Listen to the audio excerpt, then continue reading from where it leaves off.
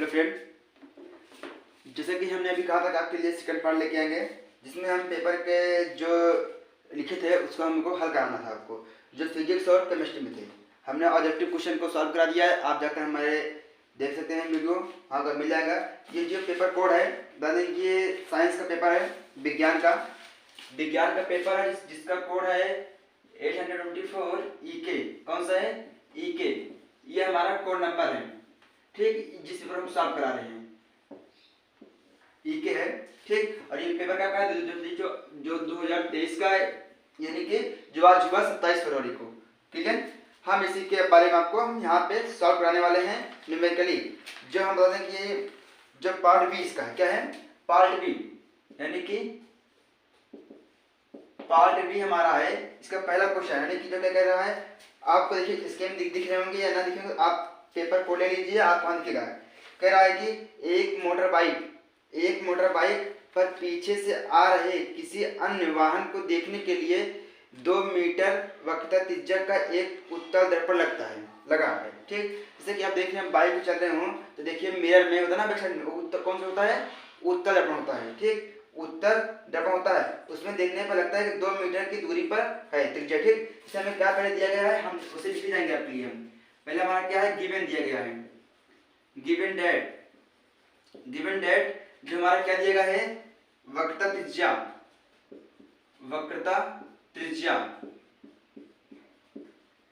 त्रिज्या है हमारा दिया गया कितना?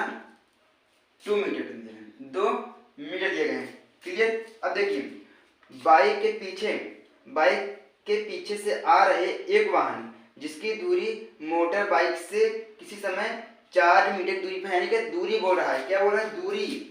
जान लीजिए हम बोले दर्पण, ये हमारा मिरर हो गया दर्पण का, आप दे रहे हैं दर्पण, यानी कि जो कितनी दूरी पे है वो दूरी जान लीजिए हमारा क्या है, दूरी। यू वहां कितनी दिया गया है?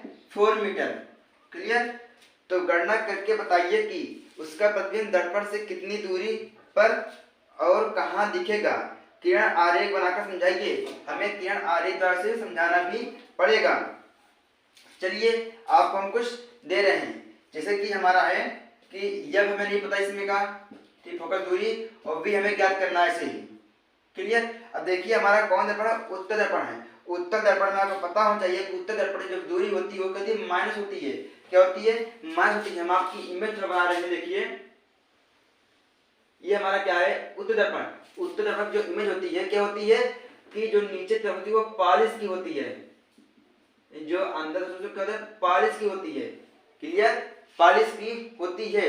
अब देखिए हम बताएं कैसे, यानी कि आप कोई वस्तु है इधर ले रहे हैं, लिए, ठीक। अब ले रहा है तो वस्तु की दूरी इस साइड है माइनस में, ठीक। अभी हम आपको इसी प्रकार हम आपको इमेज बना के दिखाएंगे।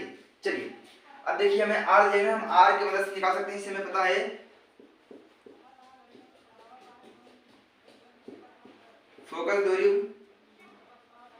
यह बराबर r/2। अब देखिए फार्मूला है हमारा फोकस दूरी का, तो हमें यह पता नहीं है, r पता है 2 है, तो 2/2 इक्वल टू 1। यह बराबर कितना हुआ? 1 मीटर आया है। कितना हुआ हमारा? 1 मीटर, क्लियर। अब दर्पण का सूत्र क्या था फोकस दूरी के? याद कीजिए, दर्पण का सूत्र क्या है? 1/f बराबर 1/v प्लस 1/μ। ये हमारा दर्पण का सूत्र है। हम यहाँ पे एक एक वैल्यू को पुट करेंगे। देखिए हमारा यह निकला है 1/f, ठीक। v हमें पता नहीं है, v ज्ञात करना है, प्लस μ हमें पता है -4 इसका है, क्या है? -4। अब देखिए जब इसको हम आगे हल करेंगे तो आता है 1/1, ये देखिए जब प्लस माइनस इधर लेंगे प्लस हो जाएगा, प्लस 1/4 इक्वल टू 1/v। इसके एलसीएम लेंगे 4, तो 4 + 1 equal to 1/v, 5/4 equal to 1/v। अब v को ट्रांसफर कर v इक्वल टू 4/5 और v इक्वल टू कितना आएगा मेरा? इसको हम वर्क कराएंगे 0.8 मीटर में हमारा इतना आया, क्लियर। ये हमारा इतना है। ये हमारा क्या है? ये जो हमारा बना है ये प्रतिबिंब माध्य बना है, प्रतिबिंब दर्पण के पीछे दर्पण के पीछे बना कितना 0.8 मीटर पर बना हुआ है, यानी कि दूरी पर बना है। देखिए अब देखिए, यानी कि अब मैं कहते इसकी ऊंचाई कितनी होगी ना, यानी कि हम क्या है आवर्धन का सूत्र पता होगा आपको। देखिए आवर्धन यानी यम बराबर होता है h अपान x यानी डैश में, क्लियर, जो v अपान म्यू ये हमारा होता है माइनस में, ठीक। अभी इसमें देखिए हमें एक एक मान पता है, v हमें अभी निकाले हमने 0.8 माइनस में हुआ, और फिर हमें यू पता है 4 दिया गया है माइनस में, तो माइनस माइनस कैंसिल, डिवाइड कर देंगे, कितना आएगा हमारा, तो हमारा आ जाएगा 0.2। अब देखिए हमारा ये इतना पॉइंट आया है, ठीक, 0.2। जब ये मान हमारा प्लस में है, जब प्लस में आता है ये क्या होता है, उत्तल अवमक होता है। अब देखिए वस्तु की दूरी हमें दी गई है कितना, वस्तु की दूरी में 4 मीटर दी गई, कितना 4 मीटर, वो भी माइनस में, क्लियर, यहाँ की वस्तु रखी, और वस्तु की ऊंचाई कितनी दी गई है, वस्तु की ऊंचाई हमें पता नहीं है, वस्तु की ऊंचाई हमें पता नहीं, यानी इतना हो जाने 4 दिए गए है, ऊंचाई इसकी हमें नहीं पता है, हम मान ले रहे हैं ऐसे ही, ठीक, दिए गए हैं। अब जब हम इसको हम करवाएंगे, देखिए तो पार जाएगा नहीं पार, यानी पहले से ही तो ट्रांसफर हो रहा है, इधर से हम प्रतीत करा ले रहे हैं, मान रहे हैं कि हाँ गए हो गए। जब इमेज गई होगी कुछ इस प्रकार से फोकस हो जाती है, और सेकंड वाली भी कुछ इस प्रकार से होगी, ठीक, कुछ इसी प्रकार से हमारी इमेज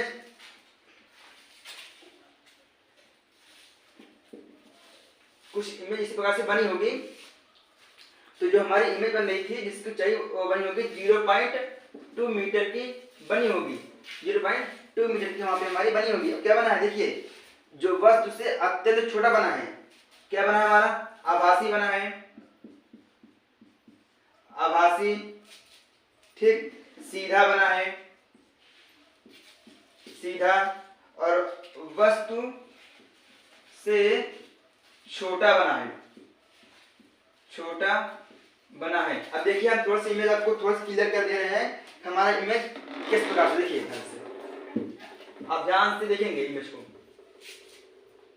जो थोड़ा बहुत मिस्टेक हो बताना। देखिए ये हमारा ध्रुवक्ष हो गया, यहाँ पे जानिए कि 4 मीटर रखी है वस्तु, हमसे मान रहे हैं रखी है, और हमारी ये कुछ वस्तु है, क्लियर। अब यहाँ से गई टकराई, तो इस तरीके मान रहे हैं इधर से गुजरी, इसी प्रकार से कौन मान रहे हैं कुछ ऐसे गई, तो ये लौट गई इसी दिशा में, हमारे कुछ गई, ठीक। आप देखेंगे कहीं पर ये मिलेगी, कहीं कहीं प्रतीत होगी। तो देखिए हमारा वस्तु इतना बड़ा है कि देखिए कुछ हमारा इमेज कुछ इतना बड़ा बना है, ठीक, बना है, देखिए 0.2 0.8 अंतर है ना, कम बना है, तो ये हमारा आंसर, कितना आंसर आया है 0.2, ये आवर्धन है, हमारा भी ये हमारा आंसर ये पहले का है, इसे आप ठीक नोट कर लेंगे। फिर चलते हैं नेक्स्ट की ओर हम। देखिए फ्रेंड, अब अगला क्वेश्चन है हमारा न्यूमेरिकल का, जो दूसरा क्वेश्चन है, क्या है दूसरा क्वेश्चन हमारा है, इसमें देखिए आंसर कह रहा है कि निकट दृष्टि दोष से पीड़ित एक व्यक्ति अधिक से अधिक 100 मीटर की दूरी दे सकता है, कितने देता है 100, यानी कि v ये हमारा गिवन है, क्या है हमारा ये गिवन है, डेट है 100 मीटर दे सकता है, क्लियर। आगे देखिए गणना की, फिर है गणना कीजिए कि सही दृष्टि के लिए अर्थात अनंत दूरी तक देख सकने के लिए उसकी यू जो है वो अनंत है, लेकिन इनफिनाइट है, मीटर है, ठीक, के लिए उसे प्रकृति एवं किस फोकस दूरी के लेंस के प्रयोग करना है, आरेख किरण आरेख भी बनाइए। सब में किरण आरेख बनाने बोला है, चलिए देखते हैं। हमें यह ज्ञात करना है और पी ज्ञात करना है, ठीक। अब आपको याद होगा कि निकट दृष्टि दोष है, इसमें कौन सा लेंस लगता है, आप हम ये बता दें, इसमें जो भी लेंस लगेगा, इसमें जो हमारा लगता है क्या माइनस होती है, हमारा अवतल लेंस है, कौन सा ये अवतल लेंस है, ठीक। अवतल लेंस है, देखते हैं शुरू करते हैं कैसे। अवतल लेंस कहने की लेंस का फार्मूला होता है, पहले देखते हैं सूत्र लेंस के लिए, यह बराबर 1/v माइनस 1/μ, क्लियर। अब देखिए जो हमारा v दिया गया है, ये देखिए हमारा किसमें मीटर दिया है, इसमें सेंटीमीटर में चेंज कर सकते हैं, होता है 10,000 सेंटीमीटर में। ये कोई दिक्कत नहीं है उसका। हम तो v हमारा हो गया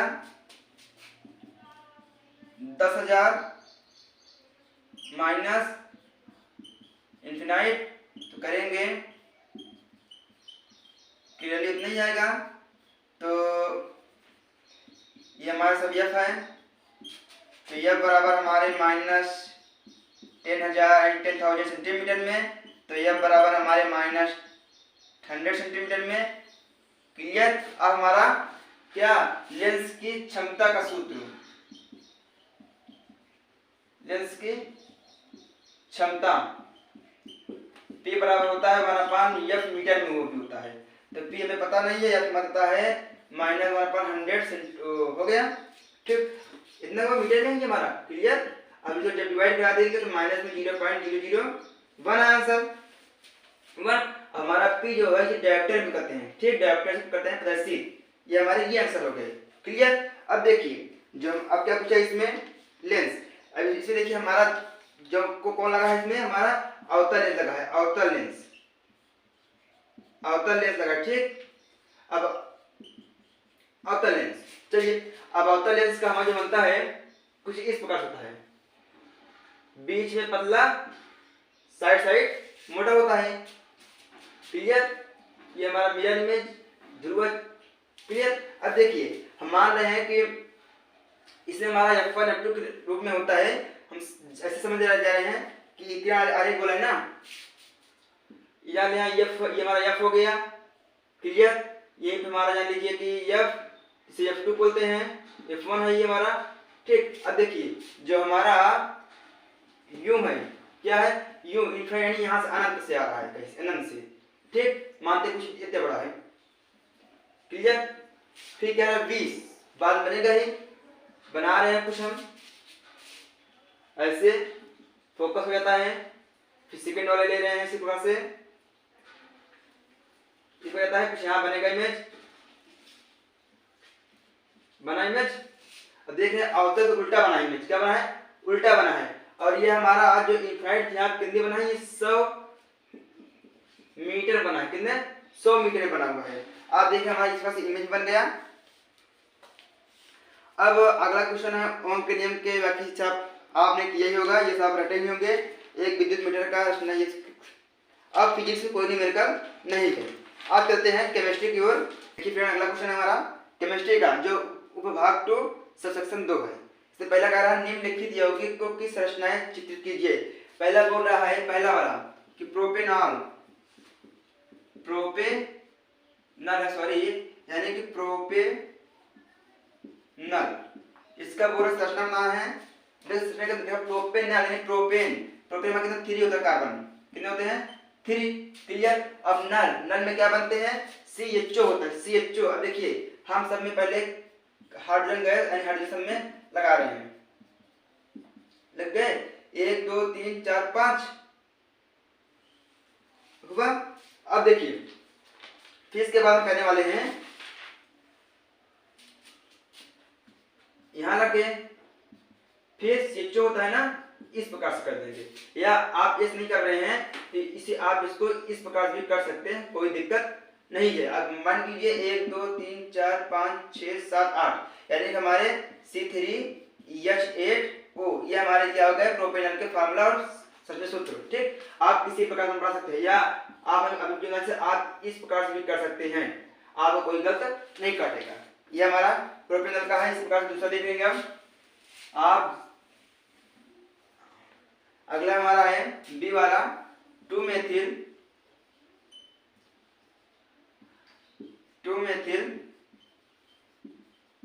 पेंटेनोइक एसिड, पेंटेनोइक एसिड यानी हमारा होता है CHO, कहता है COOH। क्लियर। अब इसे हमारा इमेज, हमारा किसमें इमेज देखिए, यानी कि पेंटेन बोला है 1 2 3 4 5 बना, फिर CHO जोड़ना है, तो हमारे कितने पे हमारे बने CHO जोड़ दिए बना। अब 2 बोलता है 1 2 2 पे CH जोड़ना है। अब काउंट कर ले, अब लिख ले सब में हाइड्रोजन, ये हम संरचना एकदम ओपन बना रहे हैं। क्लियर। ये देखिए बन गया। अब काउंट कर ले 1 2 3 4 5 6, जो बन रहा है हमारा 6 कार्बन हो गया, तो 1 2 3 4 5 6 7 8 9 10 11 12 13 कुछ इस प्रकार बनेगा, कोई दिक्कत नहीं है। आप इसका अलग रूप बना सकते हैं कुछ इस प्रकार, देखिए यानी हम इतने का हम इसको इस प्रकार से कर सकते हैं से ओ बान ये, आप कुछ इस प्रकार से भी इसकी वो इसको तोड़ सकते हैं इतने को। क्लियर, ये हमारे 2 मेथड हो गए। अब कौन करते हैं 1 2 3 4 5। चलिए अगला हो गया हमारा, अब प्रोपीन का है, लिख लीजिए प्रोपीन का भी तुरंत। प्रोपीन का होता है प्रो लिखा है 3 होगा, प्रोपीन यानी कि सी कार्बन 3 हो गए। ठीक, अब देखिए प्रोपीन ना, प्रोपीन यानी कि डबल होता है, किसी बोला किस बात लगा दे रहे हैं, अब सब में जोड़ दें हाइड्रोजन और सब कार्बन के 4 में जोड़ना सब में 1 2 3 1 2। अब देखिए बन गया हमारा 1 2 3 4 1 2 3 4 1 2 3, काउंट कर लेंगे तो C3 1 2 3 4 5 6, ये बन गया हमारा प्रोपीन का संरचना सूत्र। क्लियर, अब हमारा लास्ट वाला डी इसमें लिखेंगे, जो हमारा डी बोल रहा है 2 मेथिल ब्यूटेनॉल के लिए है, 2 ब्यूटेनॉल के लिए है। अब देखिए डी वाला 2 मेथिल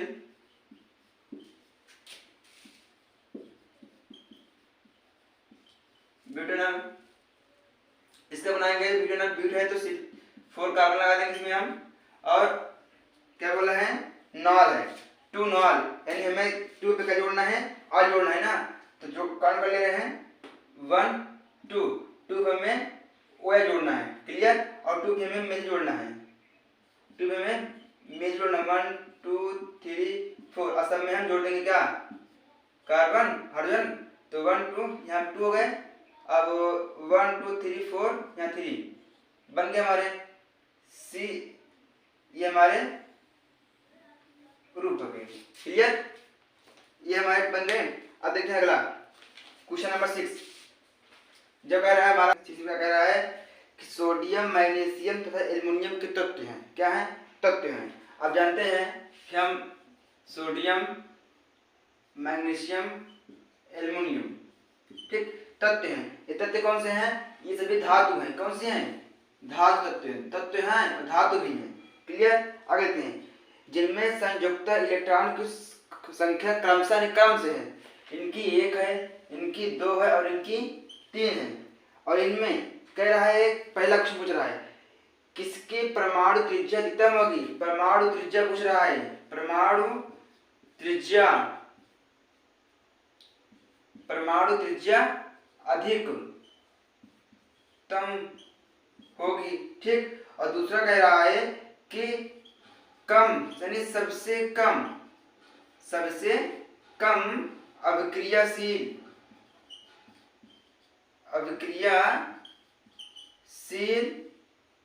है, और कह रहा प्रत्येक के लिए कारण से उत्तर दीजिए। ठीक, हम आपको इन दोनों चीजें यानी जो होता है इन दो चीजों को हम आपको समझा रहे हैं। देखिए हमारे पास मॉडल पीरियड टेबल है, देखिए आप देखिए, हम इसमें आपको हम समझाएंगे परमाणु त्रिज्या अधिकतम क्यों होगी। ध्यान सुनिए, जब हमारे यहाँ इसे देखिए, ये देखिए ध्यान से आपको दिख रहा होगा, यहाँ क्या है सोडियम मैग्नीशियम। देखिए हमारा जो तीसरे नंबर पे आवर्तक है वर्ग नंबर 1 पे, आवर्त तीसरा है यानी पीरियड तीसरा है, और ग्रुप कितना है 1 पर। देखिए सोडियम मैग्नीशियम एल्युमिनियम, आप देख रहे होंगे कि हमारा किस ओर जा रहा है, ये हमारा लेफ्ट टू राइट जा रहा है, लेफ्ट टू राइट। जब भी पीरियोडिक टेबल में लेफ्ट टू राइट जाते हैं तो परमाणु क्रमांक हमारा क्या होता है घटती है, क्या होती है घटती है, परमाणु त्रिज्या क्या होती है घटती है। क्लियर, घटती है। आप ध्यान दे लीजिए, चाहे हम एल्युमिनियम के लें, सोडियम के लें, पोटेशियम किसी के भी लें, हम जब इस प्रकार जाएंगे इस तरफ से, ध्यान दीजिए इस तरफ से, तो हमारा क्या होगा ये घटेगी। तो परमाणु त्रिज्या अधिकतम किसकी होगी सोडियम की, किसकी होगी सोडियम की होगी, फिर उससे कम किसकी होगी फिर मैग्नीशियम की होगी, फिर होगी हमारी एल्युमिनियम की। आप इस प्रकार से आपको करना था। चलिए अगला देखिए, इसको आप इस प्रकार लिख सकते हैं एल्युमिनियम, मैग्नीशियम और सोडियम। इसको इस पद्धति से कोई दिक्कत नहीं है। अब अगला देखिए, अगला कह रहा है हमारा सबसे कम अभिक्रियाशील है, सबसे कम अभिक्रियाशील है। आपको याद हो कि आप यानी कि धातु अधातु यानी मेटल नॉन मेटल में पढ़े होंगे सक्रियता श्रेणी। क्या श्रेणी? सक्रियता श्रेणी, जिसे कहते हैं रिएक्टिविटी सीरीज। ठीक, इसमें आपको बताया गया होगा कि इसमें कोई एक चीज होती थी, इसे थोड़ा आप दे रहे हैं, जैसे potassium, sodium, calcium, magnesium, aluminium, zinc, iron और लेड। ठीक, इसी प्रकार से नीचे कुछ और भी दिए गए हैं।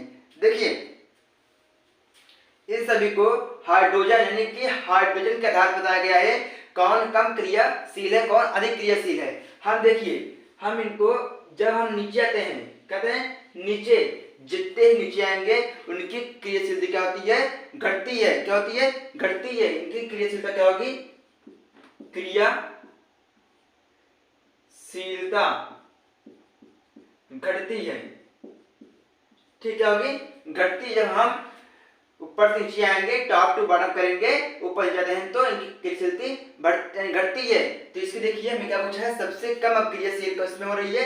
देखिए हमारी है सोडियम ऊपर है, इससे अधिक किसकी है? फिर मैग्नीशियम, एल्युमिनियम। इससे कम किसकी है? एल्युमिनियम की है, यानी कि सबसे कम किसकी? एल्युमिनियम हमारा ही होगा। अब देखिए हम एक एक करके बता रहे हैं। सोडियम जो है ठंडे जल से ही क्रिया कर लेती है। किससे? ठंडे जल से ही। ठीक, पर जो मैग्नीशियम होती है, मैग्नीशियम गर्म यानी कि गर्म जल से करती है, और जो एल्युमिनियम होती है ये भाप से करती है क्रिया। किस करती है? भाप। जो आप देखे होंगे कभी, आप जब खाना बनता है देखिए चावल चुटता है, देखिए ना, अब देखेंगे जब घर के लोग यानी कि मम्मी लोग उसमें जब डालते हैं पानी और चावल खाते देखते हैं, कुछ देर मिनट बाद इसमें का पानी गायब, यानी कि भाप बन के उसी से ही क्रिया करता है एल्युमिनियम। ठीक, आप देख रहे होंगे। इस प्रकार से हमारा अगला क्वेश्चन है। हम आपके लिए तब मेहनत कर रहे हैं तो हमारे चैनल को सब्सक्राइब कर दीजिए और बेल आइकन को दबा दें, जिससे कि आपको इस प्रकार से वीडियो मिल। जो कह रहा है प्लास्टर ऑफ पेरिस, अब देख लीजिए, उसी में हम बता रहे हैं सब कुछ जो आप कह रहे थे। हमें बोला है plaster of Paris plus dot dot and changes gyms. इसको हमें संतुलित समीकरण लिखना है। प्लास्टर ऑफ पेरिस का सूत्र होता है, ये हमारा पहला है। प्लास्टर ऑफ पेरिस होता है CaSO4 हाफ H2O प्लस, इसी में हमें 1 से 1.2 जोड़ देंगे तो हमारा जिम्स बन जाएगा। क्या बनेगा? जिम्स। जिम्स सूत्र होता है CaSO4 into 2H2O। ये हमारा जिम्स का फॉर्मूला हो गया, हमारा प्लास्टर ऑफ पेरिस का है। विषय का हमारा है, ये हमारा 7वां क्वेश्चन है। कौन सा? इसमें 7वें का है, पार्ट बी का, आर्ट्स डिस्ट्रिक्ट। आप ये तब मेहनत कर रहे हैं तो हमारे लिए कुछ कर दीजिए, लाइक सब्सक्राइब कमेंट। हाइड्रोजन के साथ ही हम क्लोरीन जोड़ना है, Cl जोड़ेंगे, बनाएंगे हमारा Cl बनेगा। ठीक, देखिए यहाँ पे 2, यहाँ पे 2, यहाँ पे समझो ये बन गया। क्लियर? चलिए सी वाला हमारा है जिंक कार्बोनेट के साथ हम जब क्रिया कराएंगे तो जिंक कार्बोनेट क्या बनता है? जब हम जिंक कार्बोनेट क्रिया करते हैं तो क्या बनता है हमारा? जिंक ऑक्साइड बनता है, जड़ियानुमान बनता है और प्लस CO2 बनता है। कहते हैं संतुलित। जड़ियानुमान 1 सही है, O3 2 1 3 सही है, ये हमारा संतुलित है। ठीक, अब डी देखते हैं। अब डी हमारा जगह मैग्नीशियम के साथ, जब मैग्नीशियम के साथ हम Cl के इंटू करते हैं तो हमारा बनता है magnesium chloride plus hydrogen gas मुक्त होता है। करेंगे बैलेंसियम, मैग्नीशियम 1 सही है, यहाँ पे हाइड्रोजन 1 है, हम 2 है, Cl2 यानी 2 इंटू कर देंगे तो हमारा संतुलित हो जाएगा। ठीक, हमारा ई बार देखिए, बेरियम क्लोराइड के साथ सल्फ्यूरिक अम्ल यानी बेरियम क्लोराइड BaCl2 की क्रिया करानी है हमें। किससे कराएंगे? सल्फ्यूरिक एसिड से। जब कराते हैं तो हमारा बनता है बेरियम सल्फेट प्लस Cl। अब कर ले बैलेंस से, Ba सही है, Cl2 2 आप 1 है, 2 सही है, यानी कि आप 2 इंटू करेंगे तो हमारा ये बैलेंस हो गया। क्लियर? हमारा ये वाला है सिलो नाइट्रेट यानी कि AgNO3 के साथ हम करेंगे सोडियम आयोडाइड क्रिया कहते हैं तो हमारा बनता है silver iodide plus sodium nitrate इसी तरह डियर, ये हमने जितना आपके कहा था कि आप जो हमारा सॉल्व कराने के लिए था, हमने फिजिक्स का सॉल्व करा दिया और केमिस्ट्री का भी आपके साथ शेयर कर दिया है। और इसके बाद है जो आप इसे पढ़े होंगे, फिर बायो का है, बायो में कुछ होता ही नहीं है, आप इसे पढ़ के अच्छे से ये दिए होंगे। ये हमसे इसे प्रार्थना करेंगे आप लोग अच्छे से अच्छे नंबर से पास हो जाएं। और आज के लिए इतना ही। आपको वीडियो पसंद आया हो तो हमारे चैनल को सब्सक्राइब कर दीजिए, जैसे कि हमें इसी प्रकार से आपके लिए हम और सारे वीडियो भेजते रहेंगे। तो आप हमारे बेल आइकन को दबा दें।